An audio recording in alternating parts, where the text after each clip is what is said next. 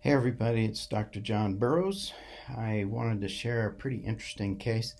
There's a lot of people that have had gauge earrings placed in the past and then they regret having them because it leaves this large defect. And this gentleman wanted to have it repaired because as he's gotten into his 30s, he wanted an expanding option for job opportunities, and he felt during interviews that this was not optimal to have. So he hadn't even been wearing his gauge earrings for quite some time. But again, you could see the sagging of the lobe and then the hole right here.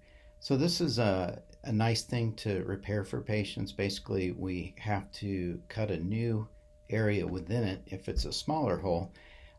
One that's this large, we had to make an incision across here, remove that part of the skin, and then up this way, and then bring things around. So his was a little more complicated, but nonetheless, he's thrilled with his result. This is only 3 weeks out, and left a couple of sutures here that I didn't get out before the picture, so I regret that. But he's happy. He can't believe this, and he's got other friends with gauge defects, and he's already sending them because it can make such a big difference. Thank you for tuning in. I hope everybody has a great day.